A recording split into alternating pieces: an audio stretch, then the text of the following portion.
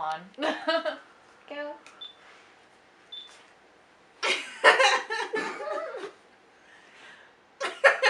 Happy birthday! I will all say it at the same time. Sa huli yung sitat. Hello ating, salamat sa pagkakataong ito at kami makakabati sa iyo ng happy birthday. At mula nung nawala na si tatang at inang, ikaw na ang ating matriarch sa family. At kami ay natutuwa, ikaw ay malakas pa at malusog pa at ang iyong isipan ay matino pa. At naalala ko lang nung maliit pa ako, nung 9 o 10 years old siguro, nung pagkabakasyon sa school, ay pinapatuloy mo ako sa iyong bahay para magkaroon ng konting bakasyon.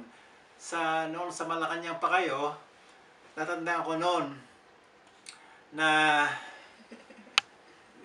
nadaan lamang ako sa toilet at nagkataon naman na ang toilet noon ay barado.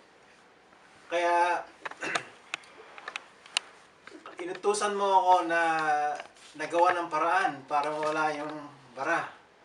At sa edad ko noon na 9 o 10 years old, ay naging malaking experience sa akin yon dahil binigay mo sa akin yung pambomba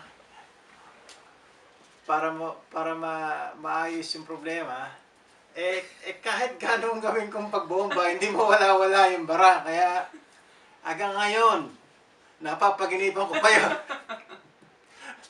At dahil sa ikaw ang nag-utos, parang utos ng general, kaya sunod lamang ako. Yun ang isang magandang, hindi ko malimutan nung ako'y maliit pa.